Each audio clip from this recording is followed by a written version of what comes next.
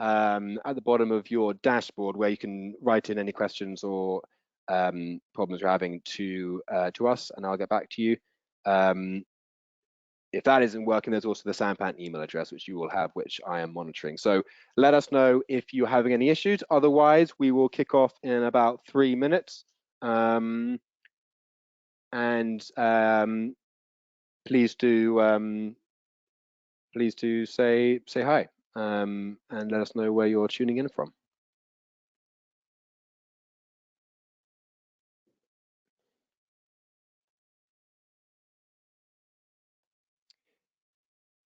You all should have received the itinerary as well, soft copy. That will give you a little bit more information about what Rob will be speaking on today and in the subsequent 2 sessions. I'm going to go through the control panel for unmuting yourself and raising your hands in a couple of minutes, but those instructions are also in your itinerary. So do have that open if you want to have a look at that before we start. And as mentioned before, this session and the next 2 sessions will all be recorded, and we'll also send you Rob's presentation, so you don't need to be furiously and frantically making notes as Rob goes through his session.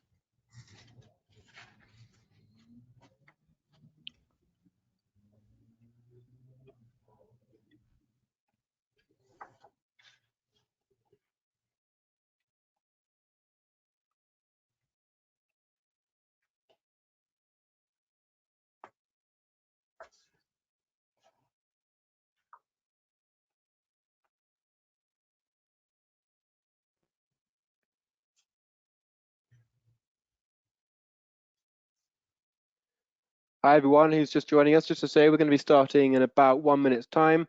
If you're having any issues or questions with the software, do raise your virtual hand or send us a message, and we'll try and sort that out for you right away.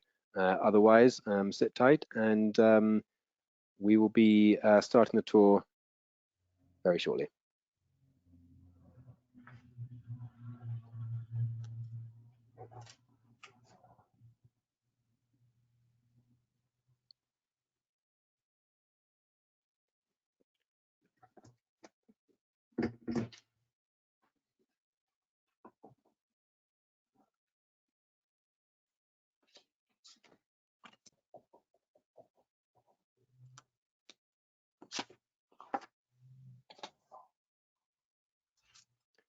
Okay, well look, hello everyone, my name's Bertie, thank you for joining us.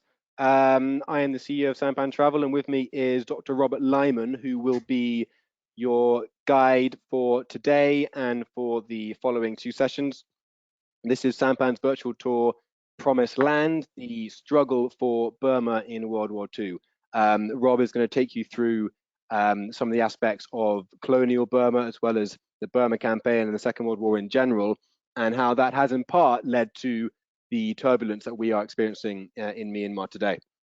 My introduction is going to be very short, just to say a few things about Sampan and the situation in Myanmar. As you all know, the coup on February the 1st changed everything, and although Myanmar isn't commonly in the headlines, the situation there is still pretty bleak. So I think it is pertinent to say that it is worth continuing to engage and read and listen and hear the stories coming out from Myanmar, because the situation remains bad, and the more that the world doesn't think about what's going on there, the more these things can continue. So do please keep thinking and engaging and sharing the voices of Myanmar in this difficult time for them. As for Sampan, we are dedicated to stand with Myanmar throughout this crisis, and we hope to be welcoming travelers back to the country as soon as it's possible to do so. We are using this time to review our policies and our supply chain engagement to make sure that when we are doing tours again to Myanmar, that we are having a positive impact on this country and not a negative one. Our office is still open. I flew out of Yangon a few weeks ago. I'm currently visiting family in Jordan, but I plan to be back in the new year. My colleagues remain in Myanmar, and for those of you who are also in country, do please reach out to us because we are able to manage a few tours around certain parts of the country. So do please get in touch if you would like any help arranging such journeys. For those of you elsewhere, you're also very welcome to reach out and say hi. Do continue to join us online for future virtual tours, and as soon as it's possible and prudent to do so, we hope to be welcoming you back to Myanmar, potentially on one of our tours with Rob, looking at the Second World War. In the meantime, we also look to start creating journeys to Kohima, Imphal, and other parts of Northeast India. So we'll keep you posted on all of that. Right, so let's crack on. So I'm going to just give you some instructions on how this system works. It's quite simple. You'll see on your screens you have this small sort of control panel, and there are 3 buttons on the top left of that panel. The bottom one is a hand, and if you click on that hand, it will notify us that you've raised your hand, and it suggests to us that you've got a question or potentially a problem. So do that if you have a problem, and we'll try and sort it out for you. We'll message you on the system. Also, at the end of the session, there will be time for Q&A. So if you want to put a question directly to Rob, you can raise your hand, and that will signal to us that you wish to be unmuted. We will then unmute you by clicking on the top button of those 3 buttons, and you can then speak to Rob, put your question to him. The middle of those 3 buttons allows you to follow the tour on a full screen. So please use all those. There's also a question function. You can type in your questions, which we sent directly to me and Rob. You can use that throughout the tour, and if Rob hasn't addressed those questions during his tour, I will put them to him at the end. And there's also a handouts tab on that control panel where you can view some of the most useful maps that will help navigate you through Rob's tour. Regarding maps, you all should have received an itinerary by email. There's a resources section in that itinerary where there are links to about 8 or 9 maps, which you can click on, and they are all in high resolution, so you can zoom in quite well into those maps on your screens. If you haven't done that already, you may wish to print those maps out to have with you as we go through the tour. Those of you in the UK or Yangon should have already received these maps in the post, so they'll be useful to you throughout all 3 of Rob's sessions. And finally, you are also able to follow along this tour on Google Earth. You should not need to. Rob's presentation and these maps will be enough for you to navigate yourself through the 3 sessions. But if you want a greater idea of the topography and the lay of the land, there are 3 Google Earth projects which we've created for each session of the tour. You'll see at the bottom of your screen, there's the 3 names of the tours, and you click on those links, you'll be taken to a Google Earth project where you click on present, and you'll be taken through destination by destination in conjunction with Rob's presentation. So you should not need to do that, but if you wished to have an idea of the places where Rob's talking about and where they lie in relation to each other, you can also follow on Google Earth. Finally, from me, this tour is being recorded. All 3 sessions will be recorded, and that recording, along with Rob's presentation, will be sent to you tomorrow morning. That is Monday morning, and those recordings will be available indefinitely. So you don't need to worry about nipping out for a cup of tea, or if you have to leave halfway through. We will send you all that you need tomorrow morning. And that's it from me. I'm going to hand over to Rob, and I will be back for questions in just under an hour. Over to you, Rob. Well, thank you very much, Bertie, and welcome to everyone to our virtual tour. I just want to make sure that everyone is fully prepared this morning for our trip around Burma, and you're going to need some sunnies, as the Australians call them. It's quite hot. We're now beyond the monsoon period, so you are going to need one of these or something similar. And because we are reaching out into the hinterlands of the country, this is also going to be quite helpful, particularly at night, and make sure your sleeves are rolled down. The heat is always a problem, so you're going to need factor 50. So I want you to put that in your backpack. But you have already been sent some snacks. If this all gets a bit stressful and takes longer than you expect, there's some sustenance here from the Lost Tea Company. And of course, you've got this as well. So I hope we're all ready to go. And a few introductory remarks from me before we get started. The first is to say that when planning this presentation and the three in the series, Bertie and I were quite keen that we were able to give people a general impression of the situation in Burma during the war, a situation outside of what is normally written about, or which is normally the concern of historians in the West, which is of course the course of the war. And the big question throughout this is, well, what was going on internally in Burma? And you hear snippets, of course, through the official histories and through the accounts of individuals who were there of Burmese politics at the time, but a lot of it is quite opaque. And the aim today is to be able to give a little bit more clarity around the nature of Burmese nationalism and how it played out during the war. A couple of quick things before we start. First, about Wikipedia. Wikipedia on the whole is not bad with respect to Aung San and the Burma Independence Army. I've actually written some of it, but a lot of the other stuff is not good. So I wouldn't completely rely on it. Use it as a pointer if you need to. I've gone and put quite a lot of stuff in the presentation, not so much for the presentation today, but so that you can then refer to it subsequently should you need to. And I also need to say at the outset that I have a huge amount of time for Aung San. He was a nationalist first and foremost, aren't we all? And he wanted to be able to create a future for Burma and the people of Burma once the Brits had left.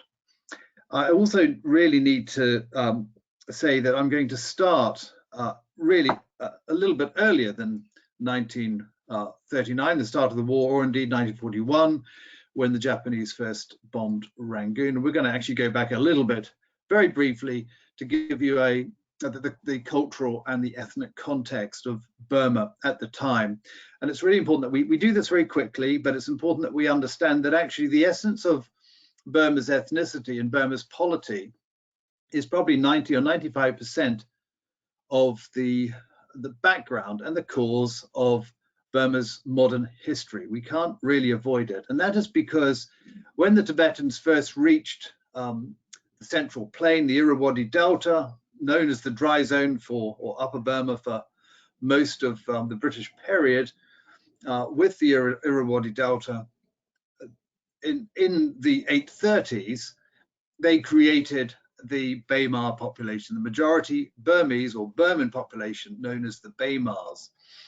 And a number of quite significant empires developed around the Bamar population in the centuries that followed.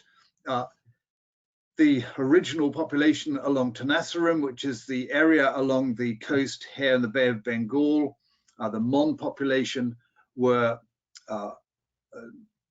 overcome by, first of all, the Emirata, King Emirata's kingdom, and then by Kublai Khan.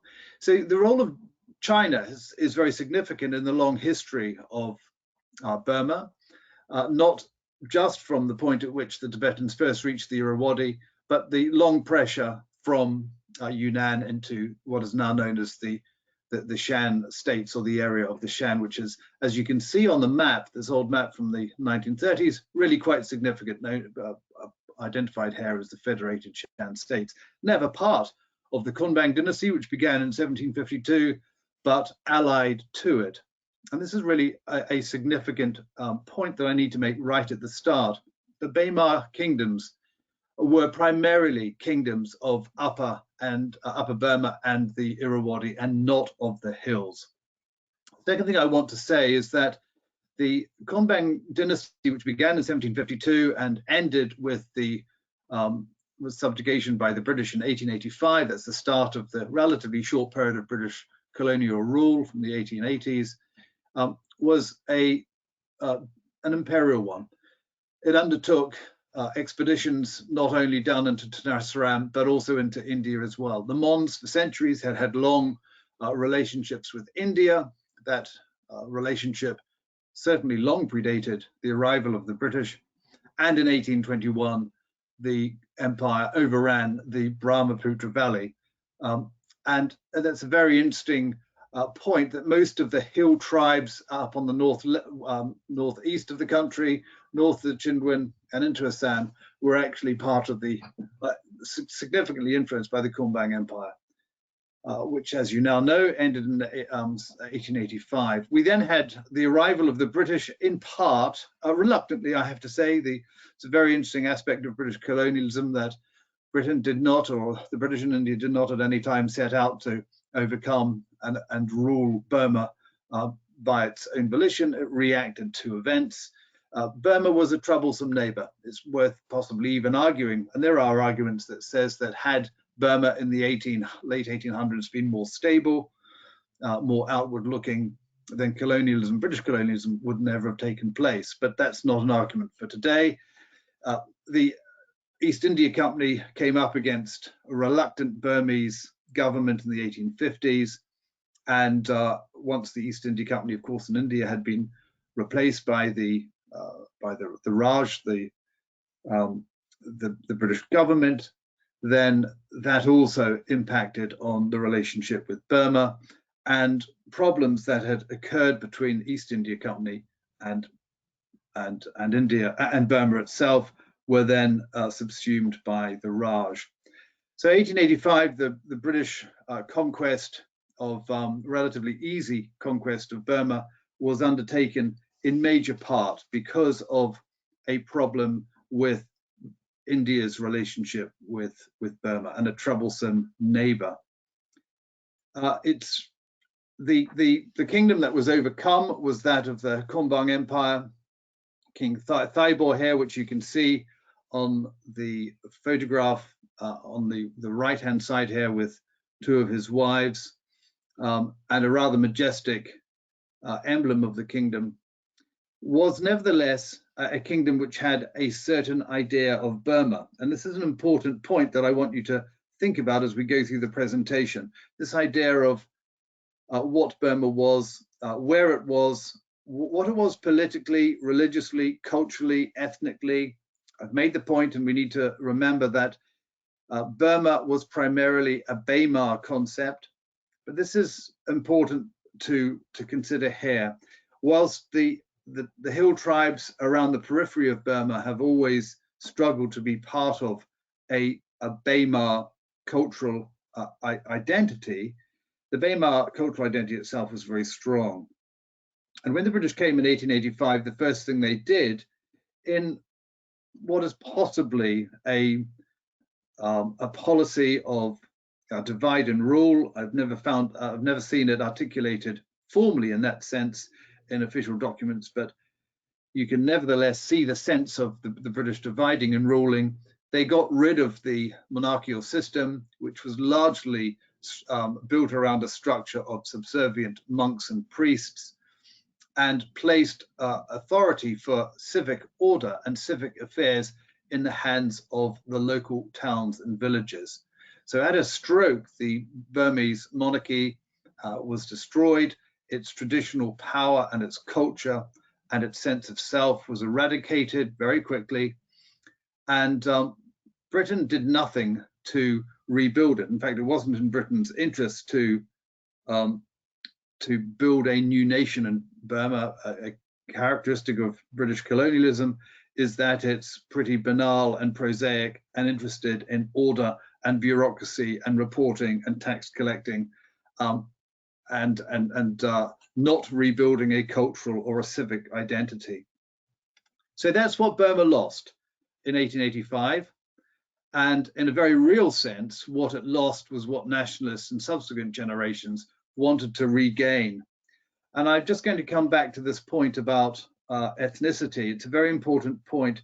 You will certainly hear in Myanmar today, and by the way, I'm just going to refer to the country as Burma because we're focusing our conversations around the country as it was during the war, when of course until 1988 it was called Burma. The ethnic mosaic in Burma is very, very significant.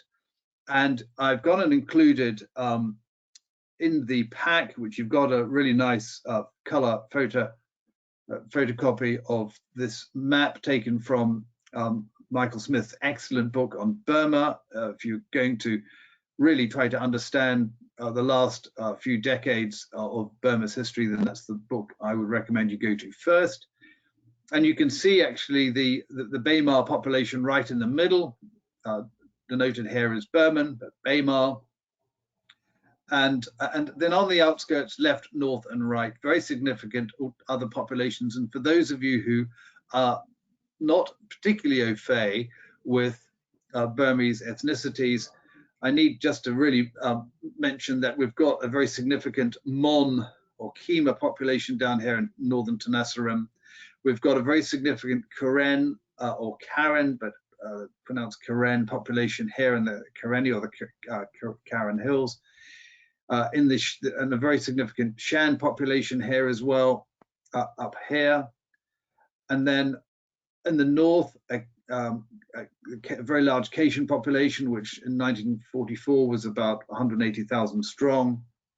Then Nagas and Kukis along here on the border with India, and the Chins in the Chin Hills running down here, and then along the Arakan coastline, the Rakhine population, which is largely Mohammedan Muslim. So the very significant mosaic here, and actually there is no getting away from the failure of Burmese polity over many generations has been a failure to integrate ethnicities into a new sense of what Burma is and how Burma should be, or what its culture should be. And unlike many other cultures in the world which have successfully integrated different national perspectives, this hasn't been the case in Burma. I'm not going to start blaming Burma at all. There are lots of examples of parts of the world, not least of all the Balkans, where this has never been successful. So we've got to coin a phrase, a problem in Burma of the Balkanization of Burma. And this was exacerbated under British rule by the problem of India. As I've indicated, Burma has always had a problem, a long association, but also a problematic relationship with India, due, of course, to its competing aims and ambitions along its joint border. But during the colonial period, a very large number of Indians followed the British into Burma, both to undertake labor and also to undertake work as civil servants and moneylenders in Burma. So much so that by 1931, the Indian population in Burma was 1 million out of a total Burmese population of 14.65 million. At the time of the war, 1939, the war breaking out in Europe, half of the population of Rangoon was Indian.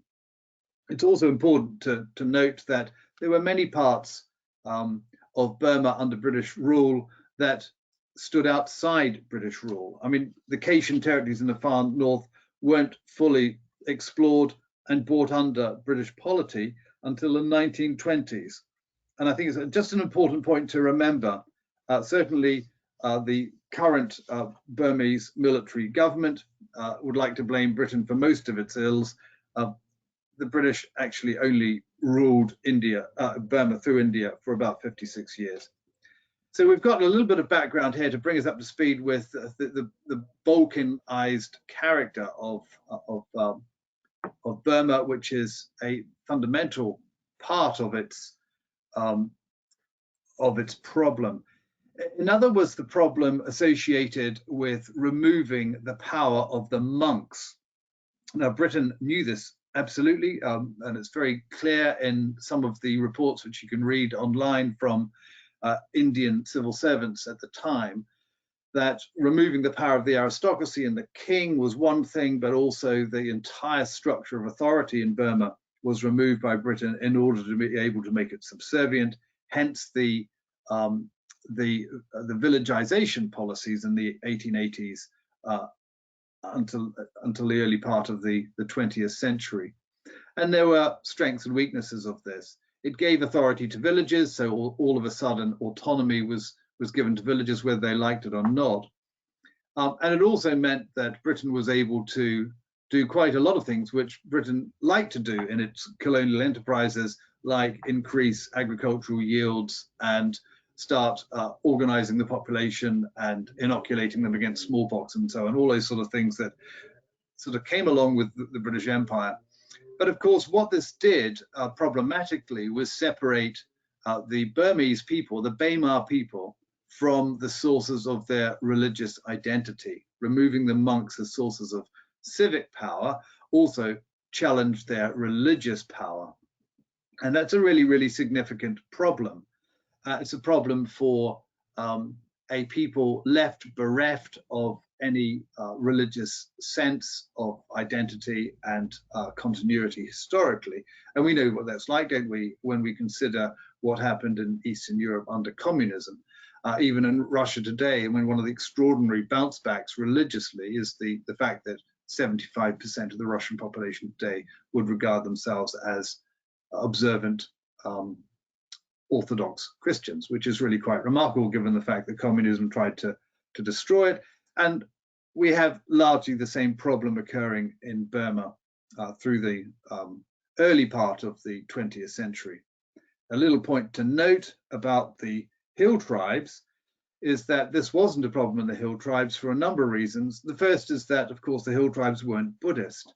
In fact, many of the hill tribesmen became Christians.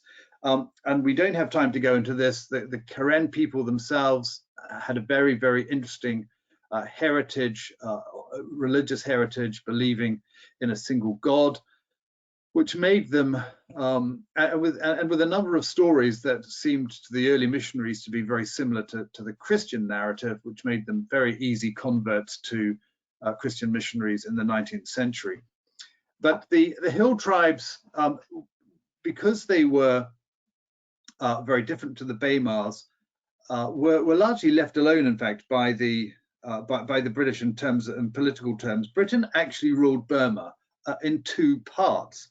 The first part, which the British called Old Burma, or actually ministerial Burma, was ruled from Rangoon, but the frontier areas were largely left to their own devices. So long as the tribal chiefs acknowledged British power in Rangoon, they were left alone. And for the whole of the British period, the British frontier force never exceeded 40 British civil servants responsible for maintaining civic order. And that's effectively what they did. They didn't rule, they were responsible for leaning on the tribesmen to ensure that where dacoity took place, or where taxation was required, or when public health campaigns were underway, that they were subservient to Rangoon's authority, and largely they were, to the extent that the Burma Rifles, we'll talk about these people next week in our conversation about allies in the hills. The Burma Rifles, which was the locally recruited Burma army, was in fact 87% populated by men recruited from the hills. And there's some very interesting statistics here to give you. In 1939, the army, the Burma army, comprised 472 Bamars, that's 13% of the total population, 1,448 Karens, that's 40%, 886 Chins, 23.5%, and the same number of Kachin. So only 13% of the Burma army was actually recruited from the Bamar or the Burmese people. The rest came from the hill tribes. So we already have a sense, again here, of how British divide and rule was not a deliberate, articulated policy in British governance, was actually worked through in practical terms in Burma itself. Now, because we are going on a tour of Burma, we're going to stop our bus regularly and have a look at some fascinating sites. I mean, there are some very, very interesting photographs taken from a number of sources. There are some really good publicly available sources. These are from the Yangon Time Machine. If you wanted to do a little bit of searching, the State Library of Victoria in Australia has got some absolutely amazing black and white photographs from the colonial period, which are well worth looking at. I really enjoy it. And we've got a very interesting series of pictures here from Rangoon itself, with the observation that if you were in the place in the 1850s, the chance of coming across a tiger in Rangoon was very high. And it was only with the development of the town and the port that what was known as Tiger Alley was actually cleared and that the tigers removed. But when we all join together and we go for our wander around Yangon and further afield, we'll be able to see some of these sites. One of the features of British colonialism was its building program. It doesn't matter where you go in the world, wherever the British went, they left, as indeed most empires do, they left their mark in terms of public geography, and Rangoon's no different. And there are some remarkable buildings in Rangoon that are very, very distinctly British and very distinctly colonial and remarkably different to traditional Burmese buildings, certainly the buildings of the temples, and you can see the Shwe Pagoda in the distance there. But when we go all together, and I'm looking forward to it, we'll be able to go to the Strand Hotel and have a sundowner and sit in one of these buildings that was created at the time of the British colonial enterprise. Well, let's now come back to the 1920s and the 1930s. So this removal of power by the British of the monks did cause considerable civic unrest across the country. It wasn't continuous. There was always an underlying uncivilness in some villages, but the further away one got from Rangoon and from the centres of British power, the more evident this rebelliousness was, because there was absolutely no way that in destroying the monarchy, which has remarkable strengths actually, and had many centuries of structural power built into it, with the removal of that, it's very difficult for the British to contemplate how they might have replaced those sources of authority with local authority without actually imposing a chief in each of the 17 or 18,000 Burmese villages. And this is really, for me, an example of how the British Empire wasn't actually organized. It was pretty madcap, really. It just happened in accordance with the whims of those involved at the time. There was no real central plan. If there had been a central plan, it would have been to retain the empire, replace the king, King Thibor, and keep all the other structures of authority in place, because that's the way that the people could be governed most satisfactorily. Of course, removing all that, we then had the opportunity for civic unrest, and dacoity became a watchword for civil misbehavior in Burma. That's banditry. Villages basically fighting each other. The roads between the villages becoming dangerous places for anyone who wasn't armed. And also the opportunity arose for individual monks who had power and authority under the old regime to question the new authority and to reassert the idea of Burma. And we just need to remind ourselves here that, of course, the idea of Burma, a Burman Burma, which had been lost in the years since 1885 quite deliberately, wasn't completely removed from the people. And this is very important. As the generations went by, parents taught the idea of Burma, a central Buddhist Burma, to their children. And every now and again, rebellions broke out. The Hsaya San rebellion in the 1932 was written off by the British. I mean, I've read a number of books written at the time about the Hsaya San rebellion that all described it as dacoitery.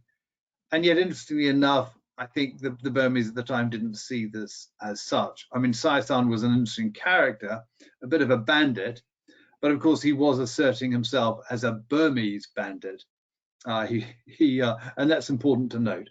So Hsaya San and his followers were captured and executed. But Hsaya San is one example of the resurgence of an idea of Burma that lay at the heart of the nationalist movement in the 1930s, and it can't be dismissed simply by describing it as banditry.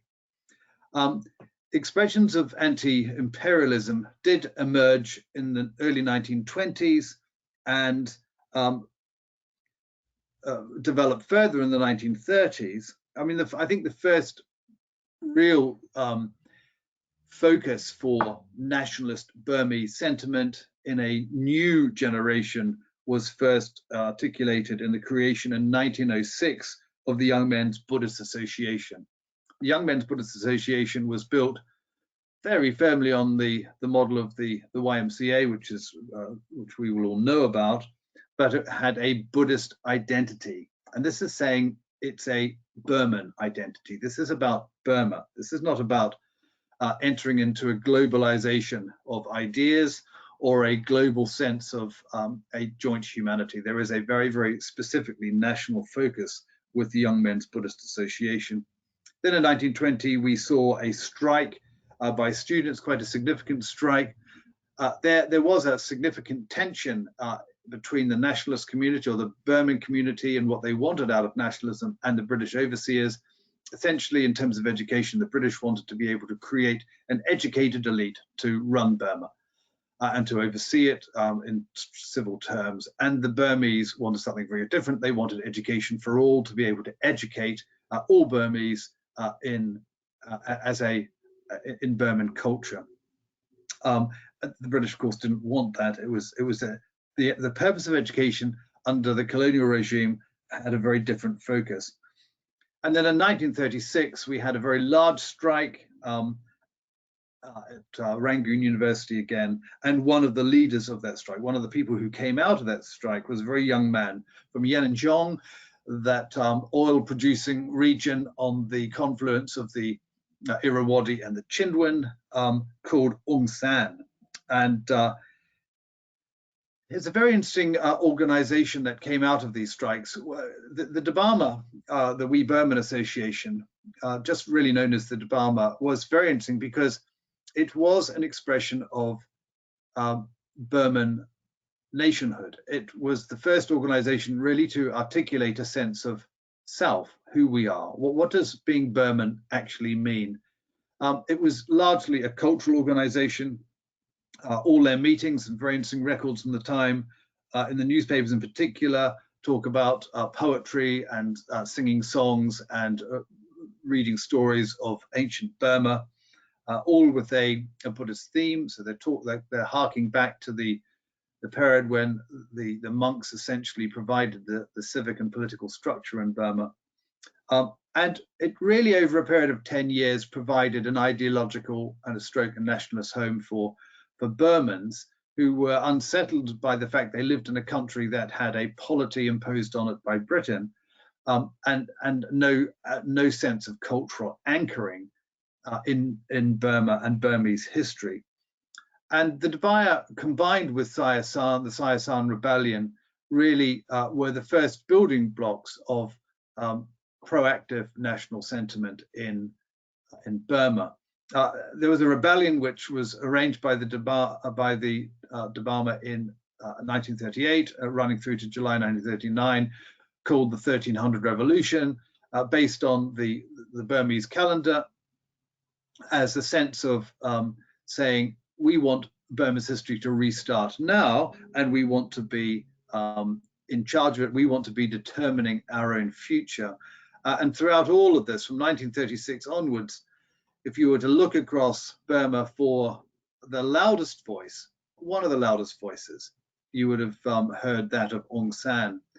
This man here in the center of the photograph.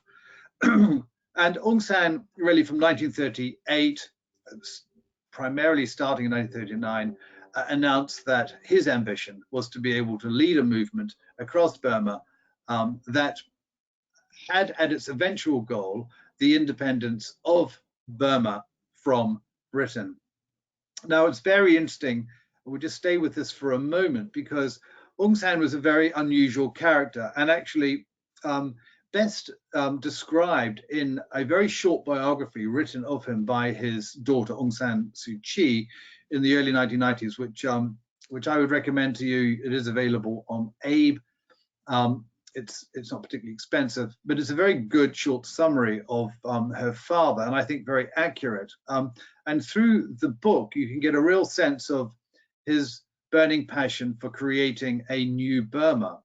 And one of the unusual things about Aung San was that he wasn't a predatory nationalist. And by that, I mean, he wasn't a nationalist who believed religiously in nationalism. He believed instead that the country and the Burman people required a polity that reflected their culture and not an imposed culture. So there's a very significant difference in the approach. He wasn't a fascist. He was very far from being a fascist. He was a revolutionary in a civic sense. He wanted to be able to bring about a restructuring of society, but he didn't necessarily demand blood to do it.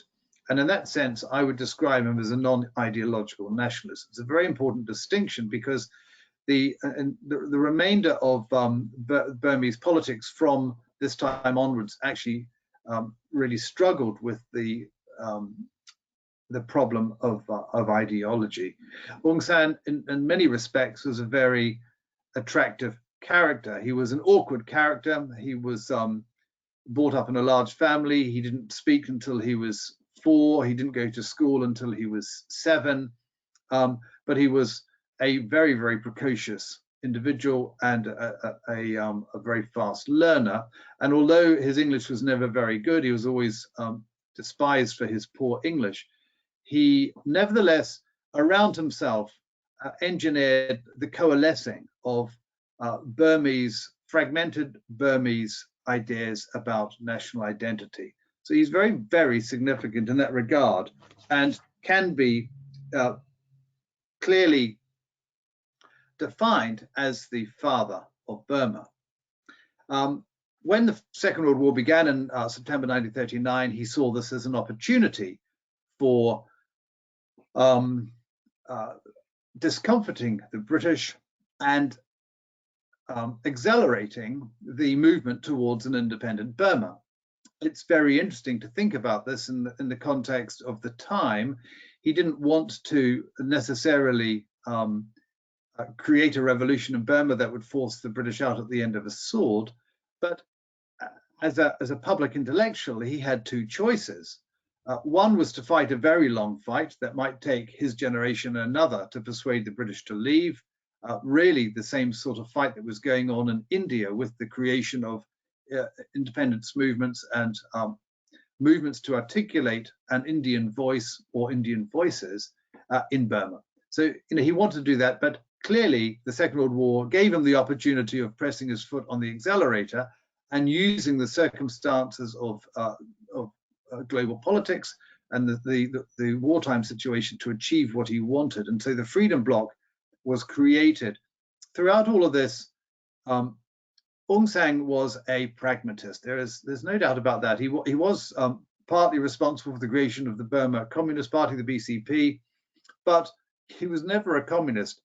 I mean, I would describe him as a workaday Marxist. A very interesting aside is that all Burmese political parties have a Marxist or a socialist background. I think I would describe Aung San as being a man who saw the benefits in socialization and saw the benefits in some of the Marxist ideas, as many young people do, but he was not a communist. And he set up in part the BCP in order to be able to attract support from neighboring communist groupings in China. So he was sitting there thinking, well, how on earth do I progress this idea of nationalism in Burma? How do I overcome the problem of the British? They're here, they're in charge. How do I remove them? How do I persuade them to leave? Let's go and talk to anyone who can help. And the communists were one of them. He also spent a lot of time talking to nationalists in India. And the man here on the right, as you all know, is Subhas Chandra Bose, who had been the mayor of Calcutta and was a very strident Bengali nationalist, a nationalist of a very different stamp to most others who supported Congress in the 1930s. In fact, he'd been thrown out of Congress. He was a very unusual man. I would describe him actually as a fascist. He allied himself very strongly with the Nazi regime in the 1940s and then with the Japanese regime as well. He wanted to be able to bring about bloody revolution in India. And this is the difference between Aung San and Subhas Chandra Bose. Subhas Chandra Bose wanted to be able to use the bayonet. Aung San never did. But he engineered and engaged with conversations with nationalists from other places. Well, of course, the arrival of the Second World War meant that the situation was changing very quickly in Asia, and the Japanese suddenly became very, very interested in Burma, and not least of all because they had been operating in China for some years, and American supplies in the early 1940s were arriving in China via Burma, via the Burma Road. Rangoon was the port through which all the supplies went, and China very, very quickly was irritated by this and created a plan to diminish this or stop it if it could.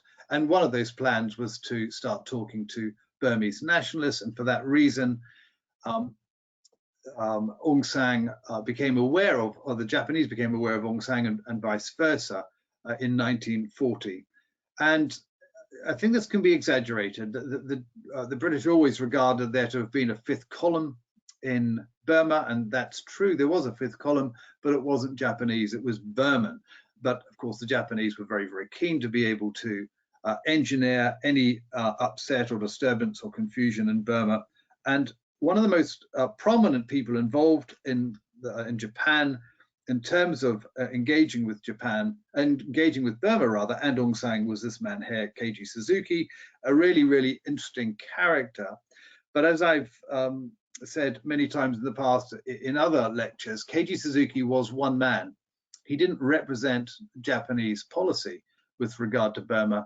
In many respects, Keiji Suzuki was a bit of a fall guy for the Japanese regime, which wanted to capture the Burma Road, essentially Rangoon. The fact that by May 1942 it had captured all of Burma was unexpected. They just wanted to be able to capture Rangoon and stop the inflow of material to China.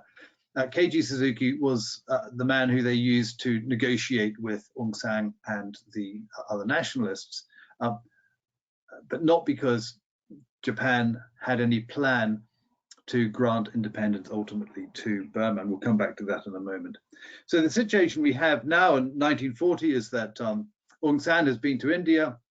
The Burma is getting increasingly noisy, but we are in a war situation, and martial law has been applied. I said much stricter laws associated with the right to protest and so on.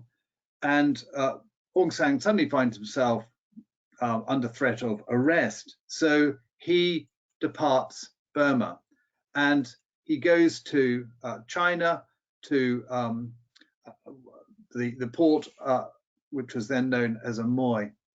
Now, it's very, very interesting here in 1939, because I said 1940, I meant 1939. The British are after him. He doesn't really know where to go, but he wants to be able to secure a route to a future for an independent Burma, and he thinks the Chinese communists are best able to do that. He has had conversations with the Japanese in 1939, but I think my sense is that he didn't think that those conversations would go very far, because what could Japan actually offer Burmese nationalists? They weren't there. They were a long way away. And yet, after a few weeks of wandering around Amoy, he was contacted by a Japanese agent and persuaded to meet with Colonel Keiji Suzuki again in Japan. And he agreed, and he went to Tokyo with a number of his friends. And he did this nervously. There's no doubt that he wasn't a natural supporter or fan of Tokyo. When he went there, he had no idea that plans were being developed in Japan for the subjugation of Southeast Asia.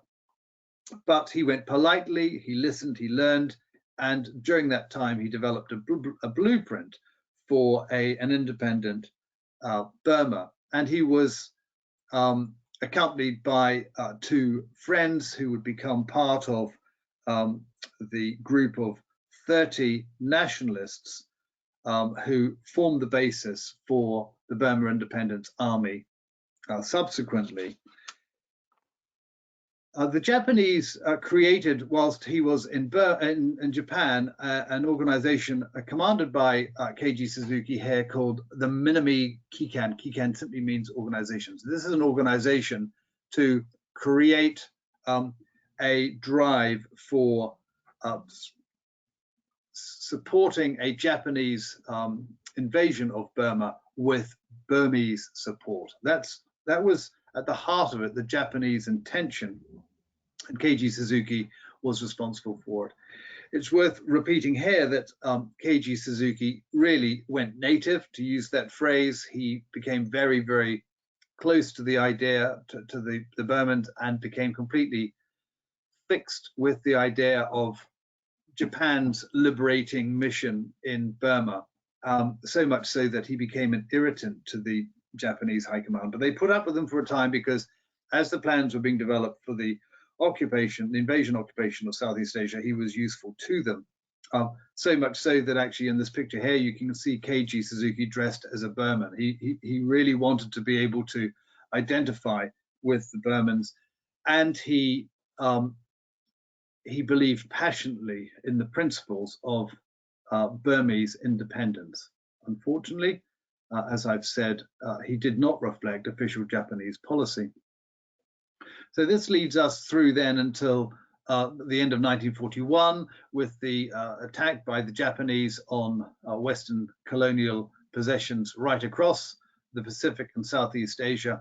And it led to the creation of the Burma Independence Army to support the plans for the Japanese invasion of Burma, which was due in January 1942. Japanese first bombed Rangoon on 2 occasions before and on Christmas Day 1941, and then invaded by land in 1942. And the Japanese idea had an enormous amount of sense. It was that if they could present the invasion of Burma as being a nationalist recovery of Burma by Burmans against Britain, so a colonial war or a counter-imperial war, then that would encourage Burmans to join them and to oppose the British and give it some form of de facto legitimacy.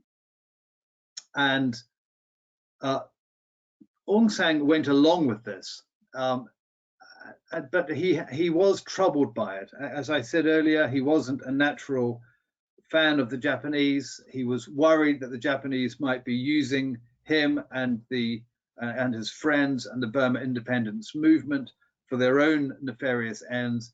And in fact, he wasn't wrong. And let's just listen to him describing this. It's not him, but these are his words.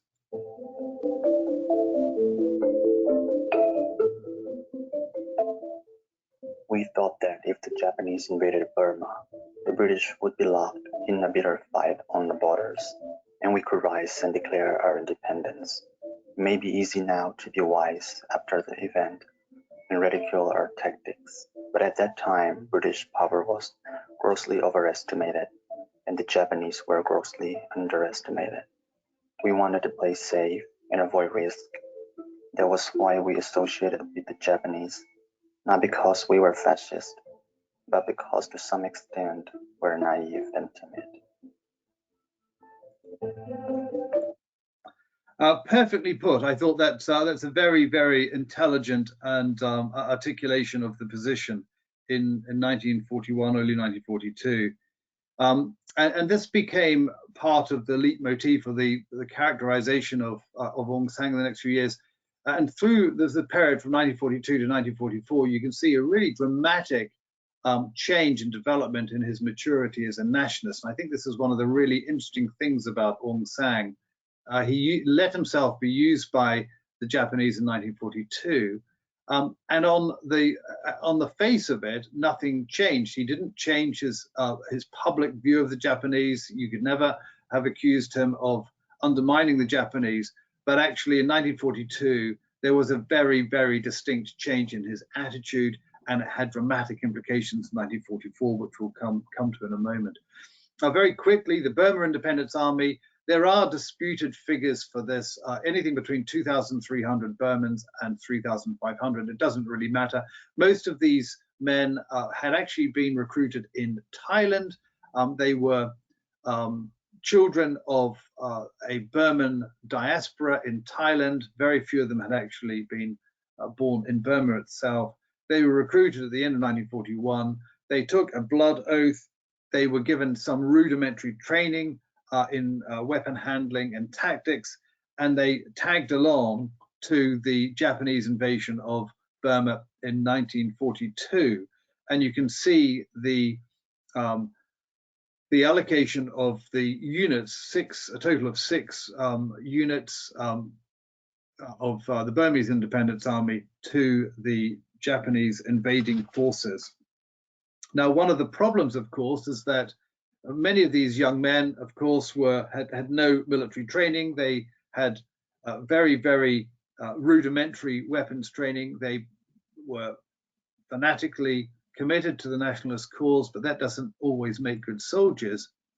And at Shui Dong on the Irrawaddy in March 1942, they were significantly discomfited. And as we go towards Shui Dong, we are reminded to stop in our bus and to have a look at one of the many beautiful pagodas that we come across on our journey, and also to remind ourselves as we travel through this amazing country of just how locked in the past it is in terms of its economic progression. I mean, I'm always amazed at certainly the roads around Yangon are tarmacked and in very good condition, but the further one gets away from the centers of population, the more often you see sites like this.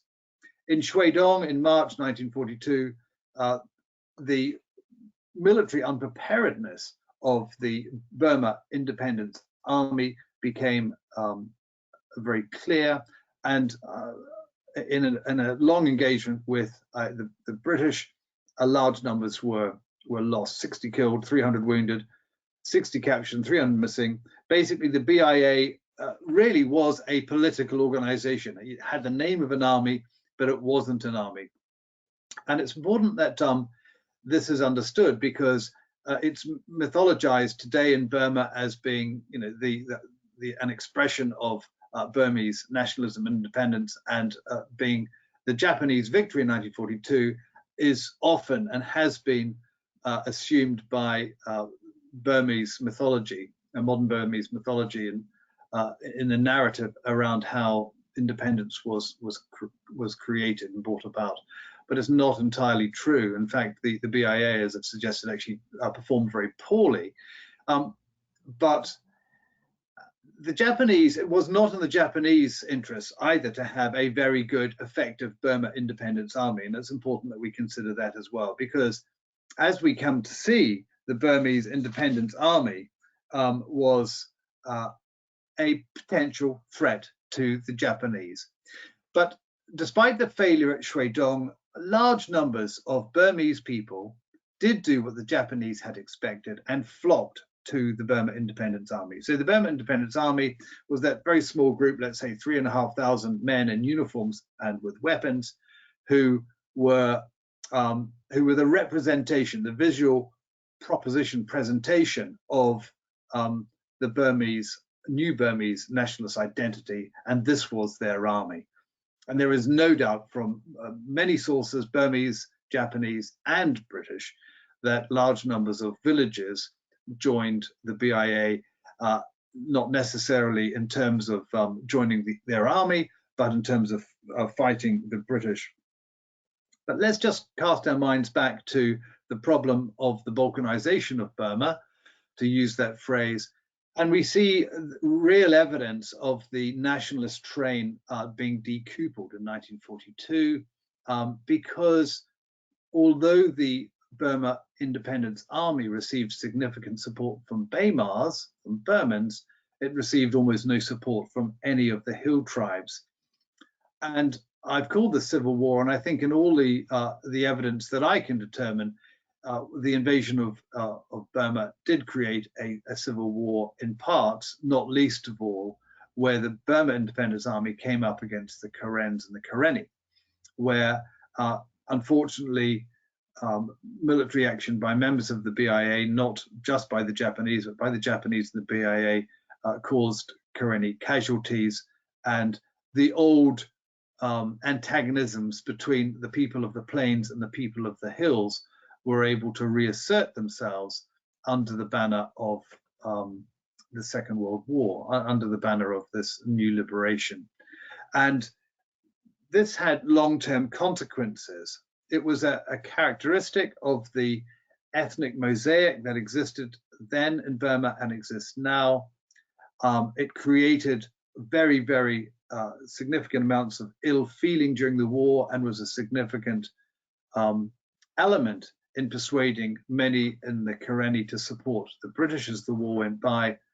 But it exists today, and this is a real problem. If you speak to the Karen people and you talk about their antagonisms with Burmese polity, they will always take you back to 1942. It's a very significant part in Karen mythology and so on. So you find within the balkanization agenda, wherever you go in the world, there are always these narratives and counter narratives that are based on abuse and torture and military action that didn't go well. And unfortunately, 1942 was one of those. Let's just return ourselves to the Japanese. I've mentioned that Keiji Suzuki was a man alone. Excuse me. He had this idea that Japan would sponsor and sustain Burmese national agenda, but he was wrong. By July 1942, in fact, so only a couple of months after the Japanese had been successful in Burma, Keiji Suzuki was sacked. He was sent home by General Aida, commander of the 15th Army, which had conquered Burma, because he was a nuisance. He was raising too much of a noise about granting Burma independence. And those of you who have heard my lectures before will know that I say that the Japanese had a very good plan for the rapid conquest of Southeast Asia, but they spilt not a drop of ink on planning for its subsequent political arrangements. And this became very, very evident. The Japanese had defeated the British in Burma. Burma was now their property, and they were going to run it as they felt fit. They did not sponsor or support a nationalist agenda which sat apart from the Japanese, the Japanese sitting on top of their own imperial pile, as it were, in the Far East. And this is a very, very significant problem. And this is the point at which Aung San privately said to himself, the Japanese, I voted with my feet with the Japanese, but they are not going to be the people who give us independence, whatever they say, and I need to think long term about some alternatives. Aung San, in fact, tried to create some legs for his Burma Independence Army and give it a future within Burma itself as an independent organization. The Japanese saw this as a threat, and they disbanded it in July 1942. They kept Aung San on, though, and from the detritus of the Burma Independence Army, they created the Burma Defense Army. But it's very interesting when you read about the BDA that although Aung San is a colonel, there's a photograph of him here talking to his troops in Yangon. the Burma Defence Army was never independent. It was dispersed to the four corners of the kingdom. It was given very little resources, very few weapons. It wasn't allowed to train. The Japanese were quite clearly concerned that the Burma Defence Army might become an organization that existed in due course for the development of an independent Burma, and not an organization that was always subservient to the Japanese. And how right they were, but it's the Japanese are always concerned to keep the Burma Defence Army under its thumb. In terms of Burmese independence, Burma was nominally declared independent by Japan in August 1943. There's Aung San here on the left-hand side and right with his wife, who nursed him actually from malaria in 1942. And there's a very interesting series of conversations going on at this time, both internally and externally, about the future of the Burmese nationalist movement for the time when the Japanese would not be there. And this is a really important point. Aung San in 1943 recognized that the Japanese would not be in Burma long term. He recognized that the sword arm of the Japanese could not be sustained into a long-term political instrument. There was nothing to rule Burma, and that the Allies were gearing themselves up for reconquest and would one day return. So I think Aung San was a very perspicacious individual. He was able to see the hollowness of Japanese polity. Just make a few points here about the competing interests of the various national agendas at play. Of course, the different agendas included the old Burmese politicians who had spent a lot of time with the British and had grown up within the British political structure in Burma, and had allied themselves to a long, slow agenda of change, of course, which was not in Aung San's agenda at all. There were also the religious Bamar types, those individuals who saw nationalism being largely a cultural and a religious movement. And of course, under the pressures of war, these people lost their voice. Then there were Bamar revolutionaries. So these were individuals who, like Subhas Chandra Bose, wanted to be able to take the bayonet and achieve an independent Burma for themselves. And then there were communist agitators. A number of them, Thin Pei was one of them, who wanted to be able to create an independent communist Burma at the end of the war. And so all these organizations were competing with each other in Burma for a voice. And interestingly enough, throughout all of this period, Aung San proved to be a unifying force.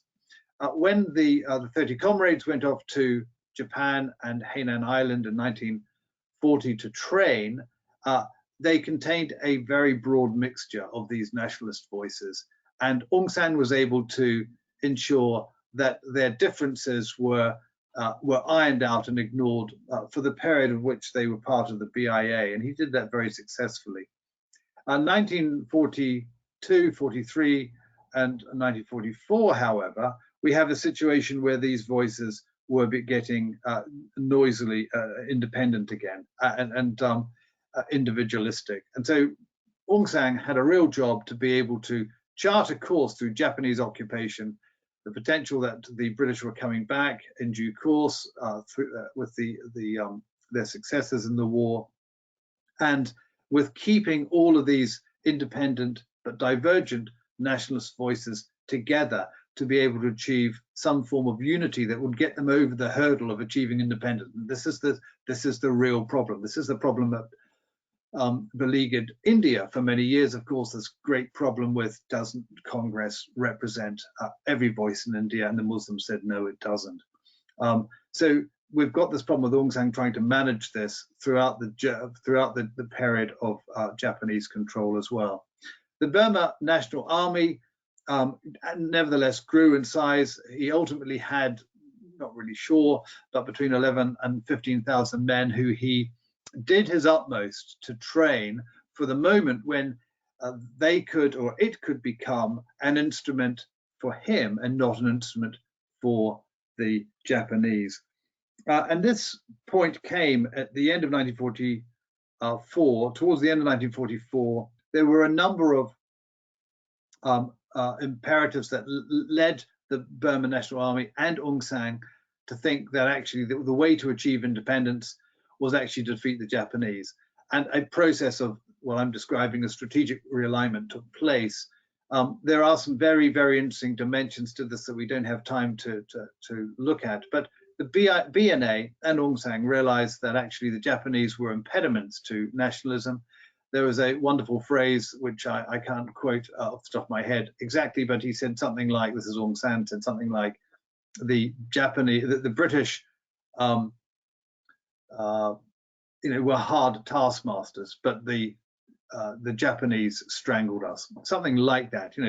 British colonialism wasn't in the interest of the Burmese or the Burmans as Aung San saw it, but the Japanese had no interest whatsoever in Burman independence.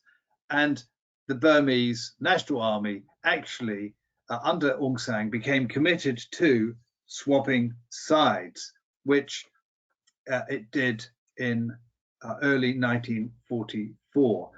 So members of the Burma National Army came together in an organization called the Anti-Fascist Organization, the AFO. So this is the organization that captured all those competing divergent nationalist voices I've described into one organization with the express purpose of defeating the Japanese. And it brought the communists in, it brought the religious Bamas in, it brought the members of the BNA, and there were large numbers of men in the BNA who are now militantly determined to fight the Japanese, and Aung San had to keep a rein on them as well. Throughout early 1945, the British developed very significant plans with the Special Operations Executive to drop weapons and instructors and leaders into the Karenni in order to be able to build up the Karenni resistance movement to fight the Japanese when the time came. And we'll talk a little bit about this next week. At the end of the previous year, the AFO got together and made representations to the British. The British had been conversing with the Burmese since 1942 through Then Pei, who was a communist, but had realized right from the start that supporting the Japanese would not achieve a satisfactory nationalistic end goal or an independence end goal for Burma. And he walked all the way to India. It took a little bit of time for him to persuade the British that he was actually not a subversive or a spy, and was working to engineer a new Burma. And SOE supported him, he supported SOE, and we will talk about this in a little bit more detail, but although British opinion was divided over the situation about supporting the Burmese, Mountbatten and the military voices in the conversation were all agreed that allowing the anti-fascist organizations, so the Burmese National Army and other nationalist interests in Burma, to fight with the British was the right thing to do in the circumstances. It would bring about the defeat of the Japanese, and it would, although it might cause problems for subsequent polity, the individuals involved were, had a very clear view that the end of the war would not bring about a recovery of Burma as it had been in 1942.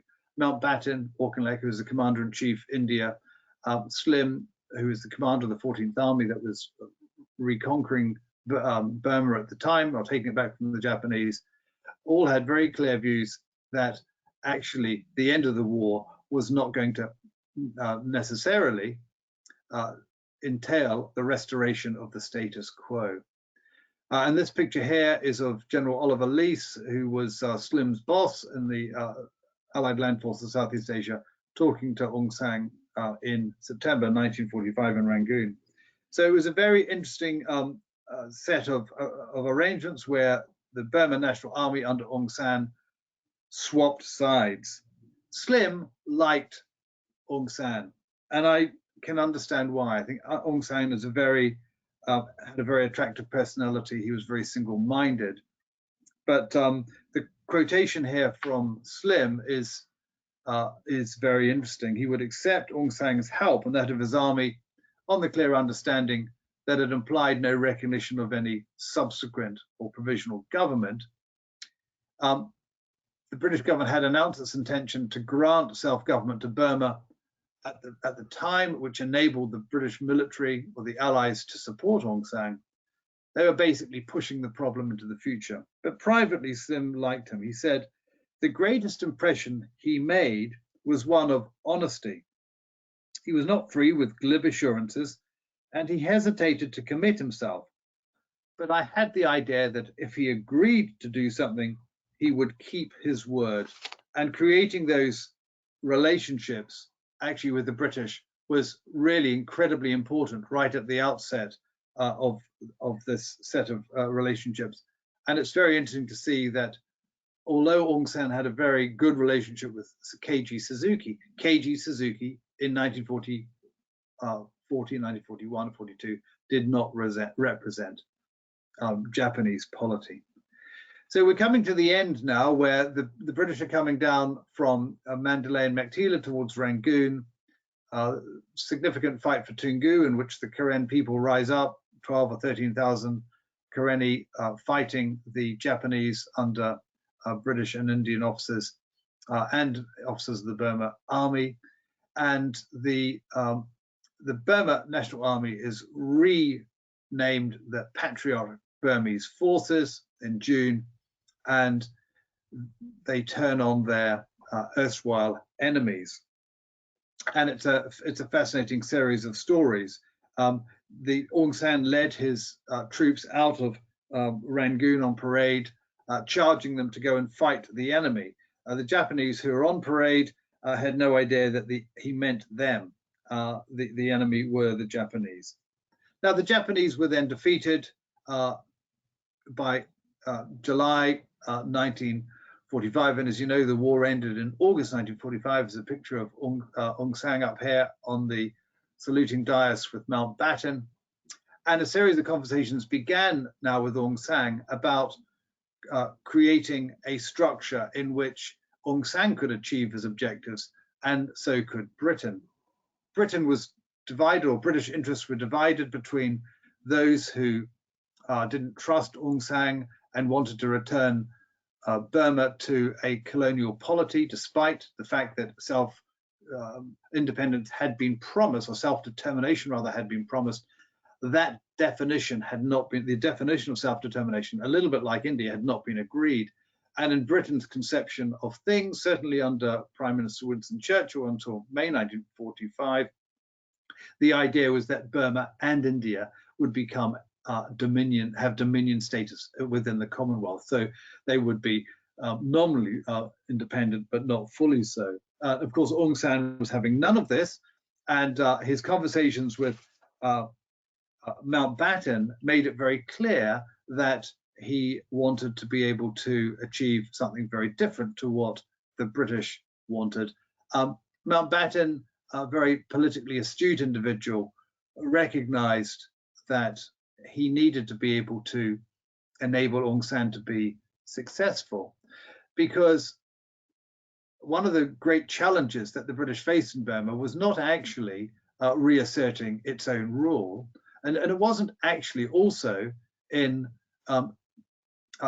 independence. It was in avoiding a civil war. And one of the biggest challenges in handing over states through a post-imperial engagement is ensuring that those states themselves don't deconstruct or implode.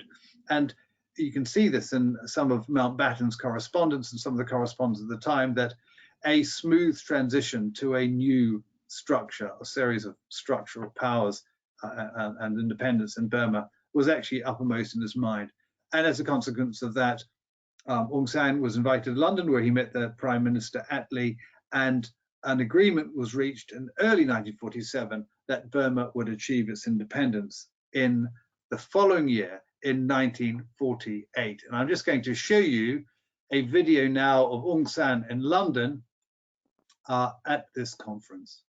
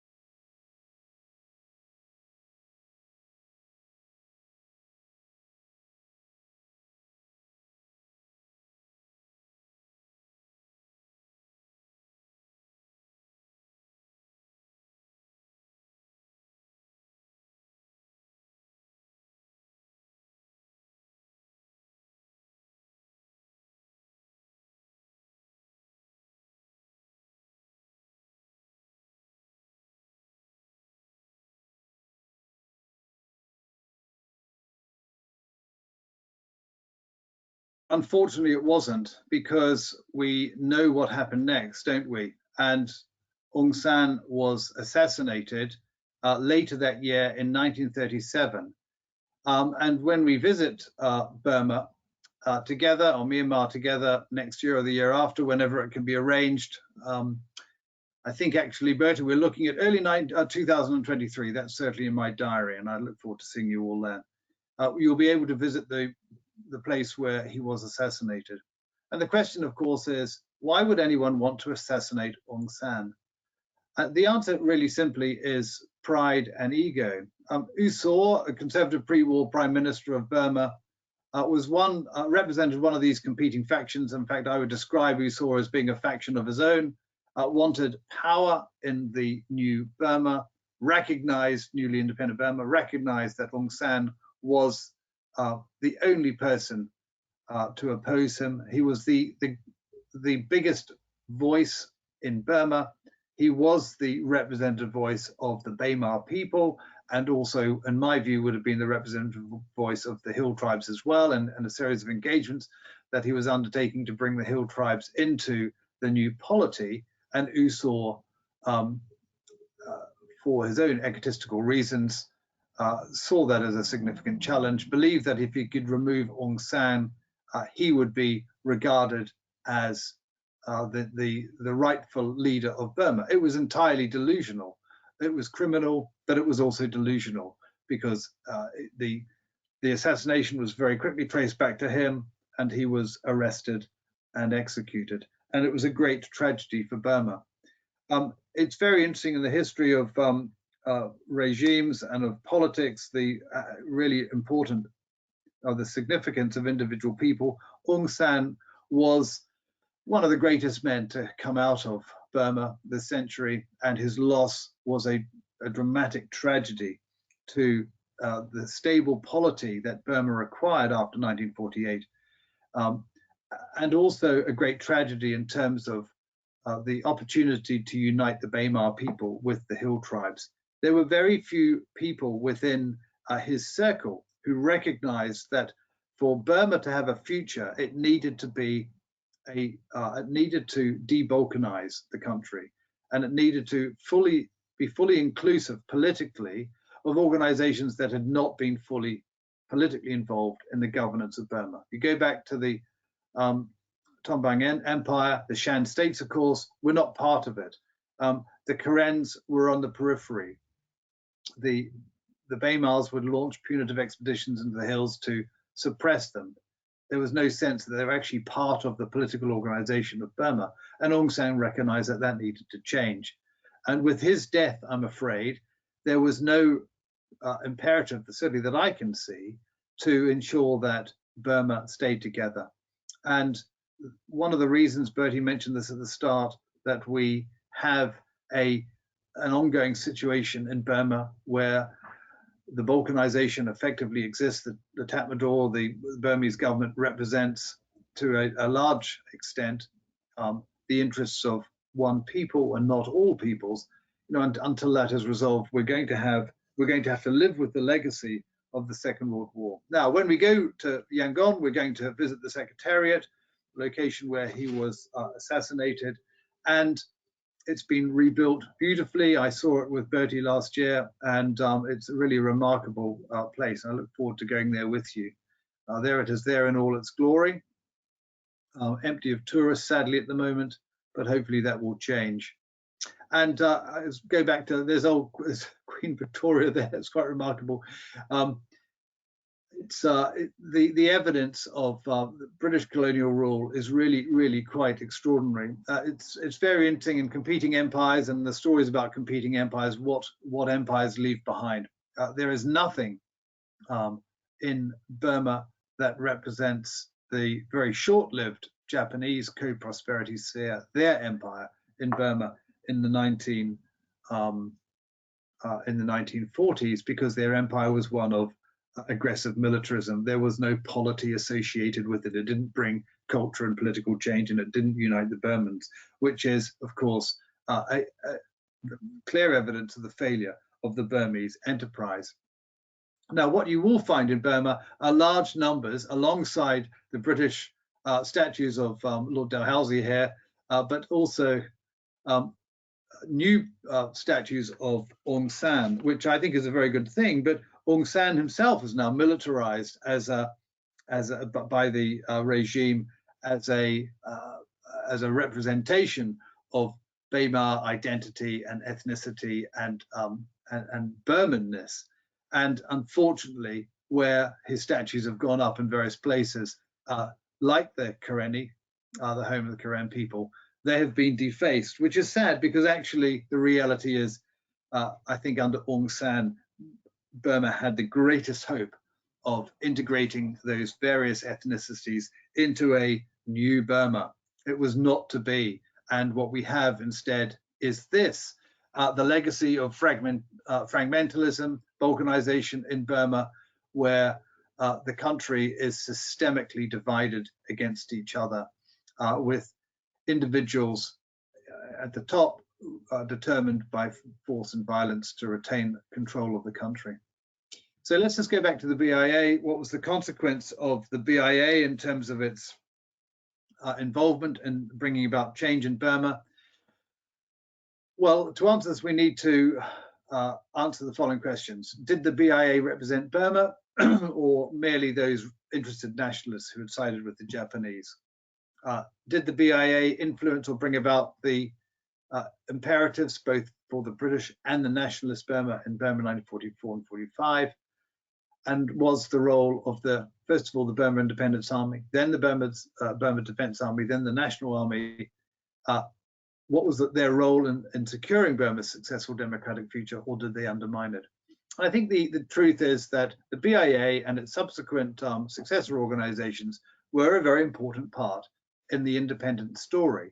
And actually they were intelligently used by Aung San. It's very hard to see how they might have been successful without this quite remarkable man. And over the years that I've been studying Burma and traveling around Burma and studying Aung San and the war, I've become more and more attracted to him as an individual, what he had tried to achieve, and his actual achievements in bringing together these diverse and divergent national voices in the 1930s and 1940s under the sword arm of the Japanese during the occupation, swapping sides to support the British to remove the Japanese, and then negotiating a successful exit of Burma from the British Empire in 1947.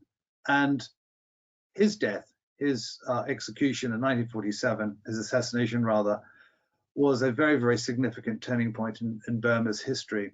And one can very clearly, I think, look back to that particular point in 1947 from today's perspective and trace many of the problems that we have in Burma to that.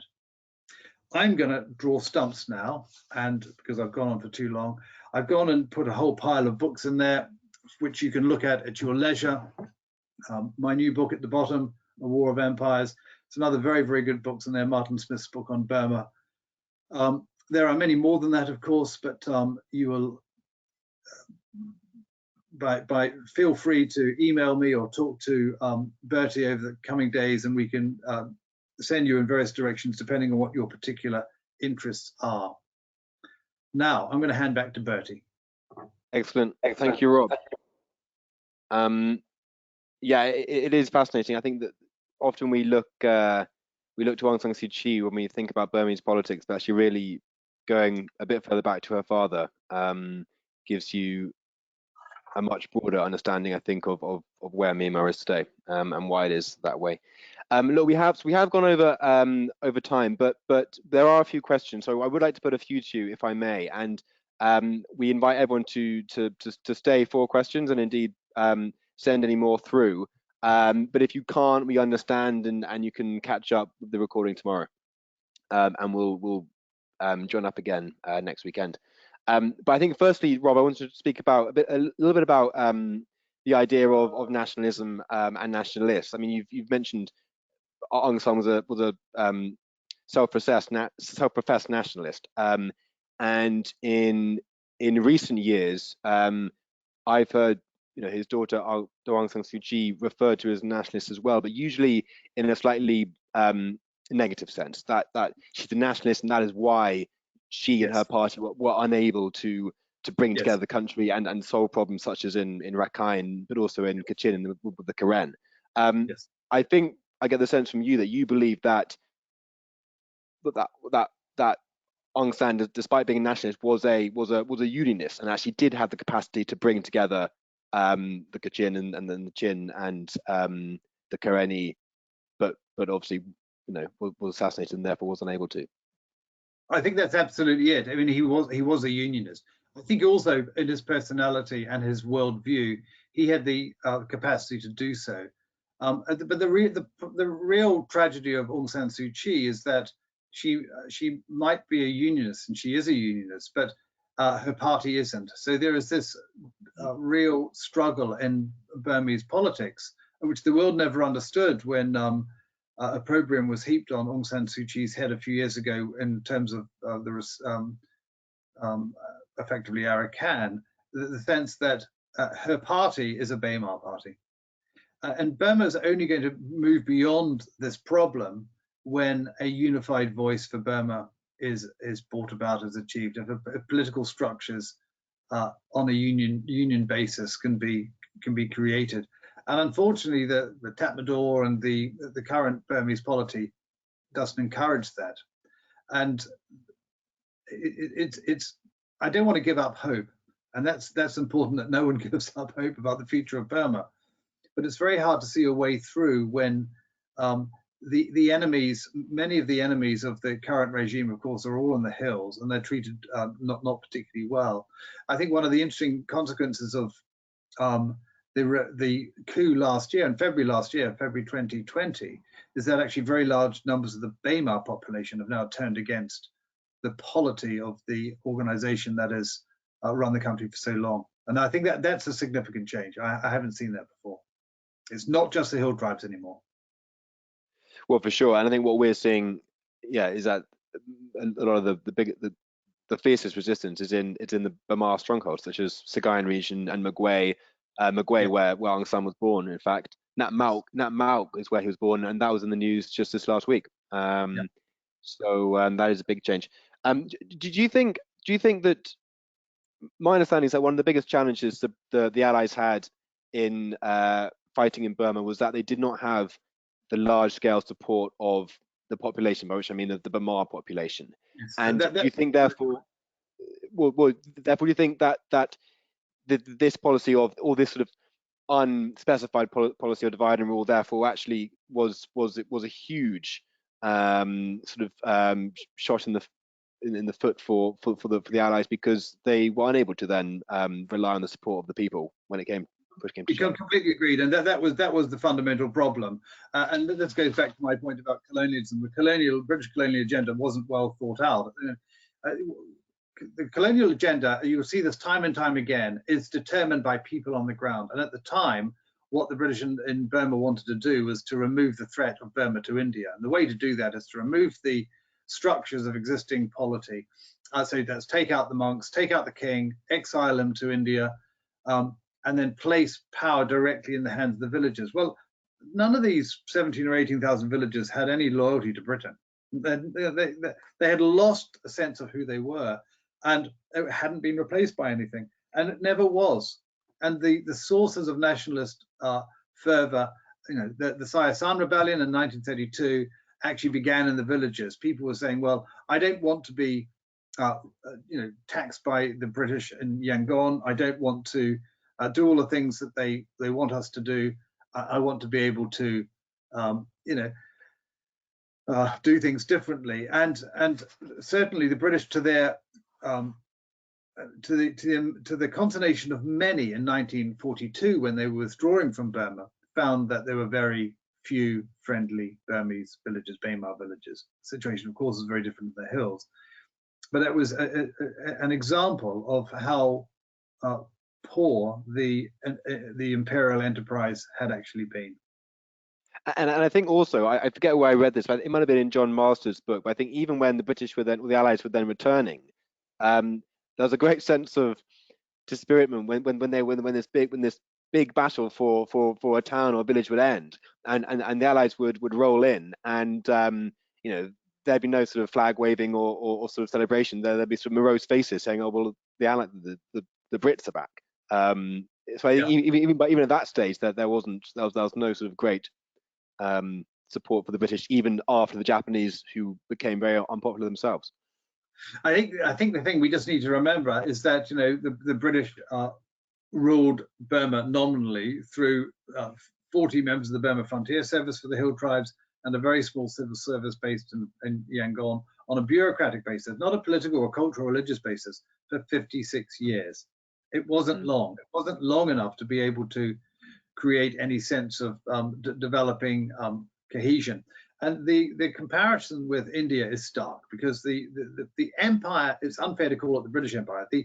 The empire in India grew together from the end of the Mughals with members of European trading classes, and then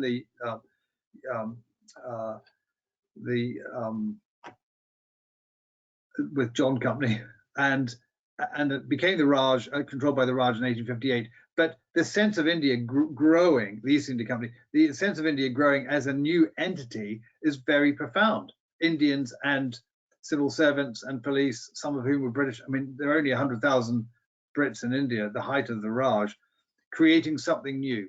That never happened in India, in Burma rather, never happened. And you had this very sullen mass of people, all now being run from their villages with no sense of identity. Their heart's been taken away from them. The head is there, but the heart's been taken away.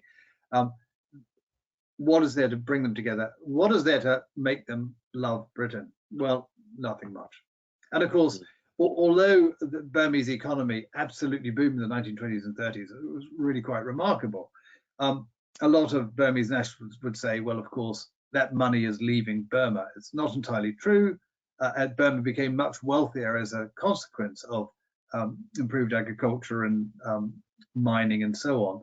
But it's a very easy argument to wield, that actually Burma has been developed for the sake of rapacious capitalists in London.